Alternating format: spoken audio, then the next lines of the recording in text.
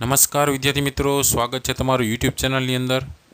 ધોરણ 9માં હિન્દી વિષયની અંદર કાવ્ય 14મું આવે છે, યુગ ઓર મેં। આ કાવ્યનો પ્રકાર છે પદ્ય। આ કાવ્ય લખેલું છે નરેન્દ્ર શર્માએ। તો સ્વાધ્યાય પોથીને લગતા અલગ અલગ પ્રશ્ન જવાબ ચેનલ પર મુકાતા રહેતા હોય છે।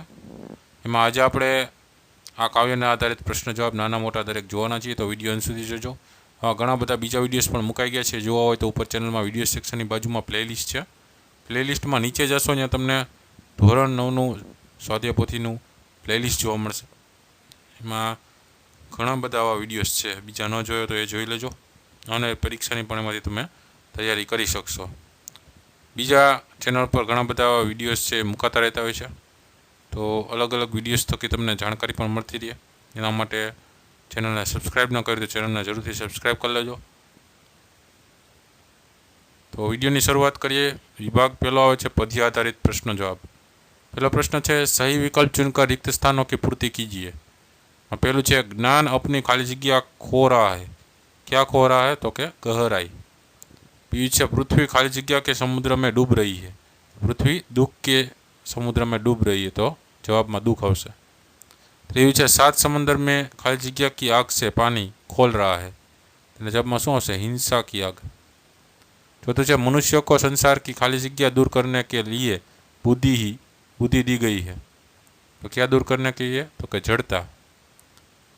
पांचवुं है, आज एक दूसरे पर खाली जगह स्थापित करने की होड़ है। क्या स्थापित करने की होड़ है? तो क्या प्रभुत्व स्थापित करने की होड़ है। बीजा प्रश्न है, निम्नलिखित प्रश्नों के उत्तर एक एक वाक्य में लिखिए। पहला प्रश्न, युग और मैं कविता के रचनाकार का नाम बताइए। जवाब शू है? युग और मैं कविता के रचनाकार नरेंद्र शर्मा है। बीजा प्रश्न, गगन और धरती से क्या हो रहा है? जवाब आवश्य गगन से आग के गोले बरस रहे हैं और धरती से ज्वालाएं उठ रही है। तीजा प्रश्न है, 7 समंदर में क्या हो रहा है? जवाब है, 7 समंदर में हिंसा की आग से पानी खोल रहा है। चौथा प्रश्न है, मनुष्यों को हाथ किस लिए मिले थे? जवाब है, मनुष्यों को धरती पर स्वर्ग का निर्माण करने के लिए हाथ मिले थे। पांचवा प्रश्न, मनुष्य ने कौन सा काम अधूरा छोड़ दिया? जवाब है, मनुष्य ने ईश्वर बनकर सारी सृष्टि को अपने वश में करने का काम अधूरा छोड़ दिया। छठा प्रश्न, मनुष्य को बुद्धि क्यों मिली थी? जवाब है, मनुष्य को संसार के अज्ञान को टटाकर जड़ता मिटाने के लिए बुद्धि मिली थी। सातवां प्रश्न, आज का वातावरण कैसा है? जवाब है, आज का वातावरण विनाशक प्रवृत्तियों से भरा हुआ है। तीजा प्रश्न, निम्नलिखित प्रश्नों के उत्तर 2-3 वाक्य में लिखिए। पहला प्रश्न है, बुद्धि और हाथ किस कार्य के लिए है? जवाब है, बुद्धि का कार्य संसार के अज्ञान को दूर करके यहाँ छाई जड़ता मिटाना है। हाथों का काम बुद्धि के मार्गदर्शन में पृथ्वी को स्वर्ग की तरह सुंदर बनाना है। तीसरा प्रश्न है, ज्ञान और पृथ्वी की कैसी स्थिति हो रही है? जवाब है, ज्ञान अपनी गहराई खो रहा है, पृथ्वी दुख के समुद्र में डूब रही है। तीसरा प्रश्न, मानव की क्या स्थिति हो गई है? जवाब है, मानव ईश्वर बनने का प्रयास कर रहा था, उसे सारी सृष्टि पर अपना नियंत्रण स्थापित करना था, परंतु आज वह सब छोड़कर अपने ही विनाश में लग गया है। चौथा प्रश्न, आज मनुष्य किस संघर्ष में रत है? जवाब है, आज लोग एक दूसरे को परास्त करने में लगे हैं। एक नए संसार की रचना के लिए मनुष्य वर्तमान जगत के वैभव का नाश करने में लगा है। चौथा प्रश्न, निम्नलिखित प्रश्नों के उत्तर 5-6 वाक्य में लिखिए। पहलो है, कवि के हृदय में कैसी व्यथा है? जवाब है, कवि संसार में हो रहे संहार के दृश्यों को देखकर बहुत दुखी है। उसे लगता है कि ऐसी स्थिति में उसकी चिंता करने वाला कोई नहीं है। उसकी करुण कथा को सुनने में किसी को दिलचस्पी नहीं है। कवि अपनी पीड़ा के घूंट पी लेने में ही अपनी भलाई समझता है। सारी दुनिया को दुख में डूबी देखकर वह भी गम के समुद्र में डूब जाना बेहतर मानता है। उसे लगता है कि ऐसी स्थिति में अपना कोई भी निशान सही बैठने वाला नहीं है। इस प्रकार कवि के हृदय में घोर दुख और निराशा है। बीजा प्रश्न, युग और मैं कविता का संदेश लिखिए। जवाब है, युग और मैं कविता में कवि ने संसार की स्थिति के संदर्भ में अपनी स्थिति देखी है। कवि कहता है कि प्रायः मनुष्य अपनी मामूली पीड़ा को भी बड़ी मानने लगता है। उसे लगता है कि उसके अस्तित्व का कोई महत्व नहीं है। प्रस्तुत कविता के माध्यम से कवि कहना चाहता है कि दुनिया की स्थिति देखकर मनुष्य को कभी हताश और निराश नहीं होना चाहिए। उसे आत्मविश्वास पूर्ण जीने का प्रयत्न करना चाहिए।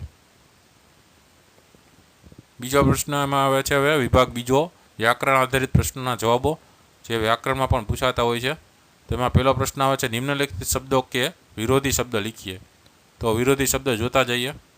विनाश विकास, मनुष्यतानु दानवता, मामूलीनु असामान्य, परास्तनु विजयी, निर्माणनु ह्रास, समुद्रनु पोखर, हस्तीनु नास्ती, अंगारनु ओला। बीजा प्रश्न, निम्नलिखित शब्दों के पर्यायवाची शब्द लिखिए। में समानार्थी शब्द जो पर्यायवाची है जोता जाइए। बस्तीनु आबादी, हस्तीनु अस्तित्व, समतानु समानता, गमनु दुख, तब्बानु दाग, घावनु जखम, भवनु संसार, यथानु पीड़ा। तीजा प्रश्न, निम्नलिखित शब्दों के उपसर्ग पहचान कर लिखिए। तो उपसर्ग जोता जाइए।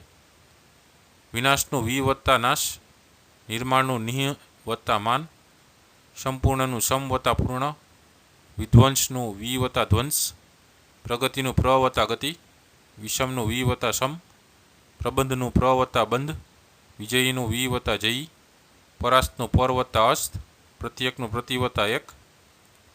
चौथा प्रश्न, निम्नलिखित शब्दों के प्रत्यय पहचान कर लिखिए। तो प्रत्यय जोता जाइए। दुखीनु दुख वत्ता ई, पीड़ितनु पीड़ा वत्ता इत, समतानु सम वत्ता ता, समत्वनु सम वत्ता त्व, अस्तित्वनु अस्ति वत्ता त्व, मनुजनु मनु वत्ता ज, दिलचस्पीनु दिल वत्ता चस्प वत्ता ई, स्थितिनु स्थित वत्ता ई, स्थापितनु स्थाप काउंसमां ना वत्ता इत, विनाशकनु विनाश वत्ता क, जानकारीनु जान ना वत्ता कार वत्ता ई, देवत्वनु देवी वत्ता त्व, विषमतानु विषम वत्ता ता, विजयीनु विजय वत्ता ई। पांचवा प्रश्न, निम्नलिखित प्रत्येक वाक्य में से भाववाचक संज्ञा पहचान कर लिखिए। भाववाचक संज्ञा जोता जाइए। पहलू है, सारी दुनिया पर व्यथा आ पड़ी है। तो भाववाचक संज्ञा कई थशे? जवाब में व्यथा। बीजू है, चारों ओर विनाश की स्थिति दिखाई देती है। तेमां भाववाचक संज्ञा कई थशे? विनाश। त्रीजू है, जाने कब तक सच्चे होगे अब सबने सबकी समता के, तेना भाववाचक संज्ञा जवाब में आवशे समता। चौथुं है, सारी दुनिया असमानता से पीड़ित है। तेमां भाववाचक संज्ञा जवाब में शुं आवशे? असमानता। छठा प्रश्न, निम्नलिखित प्रत्येक वाक्य में से विशेषण पहचान कर लिखिए। तो विशेषण જોઈએ। એમાં પહેલું છે, जाने कब तक घाव भरेंगे इस घायल मानवता के, તેમાં વિશેષણ કયો છે? घायल। બીજું છે, खोल रहे हैं 7 समंदर डूब जाती है दुनिया, તેના જવાબમાં વિશેષણ આવશે 7। ત્રીજું છે, आज हुआ सबका उल्टा रुख मेरा उल्टा पासा क्या, એમાં વિશેષણ આવશે उल्टा। ચોથું છે, काम अधूरा छोड़ कर रहा आत्मघात मानव ज्ञानी, એમાં વિશેષણ કયો આવશે? अधूरा અને ज्ञानी। पांचमું છે, मानव को ईश्वर बनना था निखिल सृष्टि वश में लानी, તેમાં વિશેષણ કયો આવશે? निखिल। तो आ रीते अलग अलग नाना मोटा प्रश्न जवाब है ए एमांथी घणा बधा पूछाय पण छे। तो अलग अलग आवा चेनल पर विडियोस मुकाता रहता होय छे। आ विडियो गम्यो होय तो जरूरथी लाइक करो अने तमारा मित्रोने पण विडियो शेर करजो। घणा बधा बीजा विडियोस मुकाई गया है, प्लेलिस्ट में जईने जोई लेजो। एमां धोरण 9 ना बीजा पण प्लेलिस्ट अंदर छे। सामाजिक विज्ञान होय, विज्ञान होय, हिंदी, संस्कृत एवा अलग अलग विषयना जेमां स्वाध्यायने लगता प्रश्न जवाब, मोस्ट टाइम प्रश्न जवाब पण मुकाई गया है। न जोए तो ए पण जोई लेजो। एमांथी परीक्षालक्षी तैयारी पण तमे करी शकशो। ફરી પાછા નવા વિડીયો સાથે મળીએ, ત્યાં સુધી તમારી કાળજી રાખજો. Thank you very much and take care.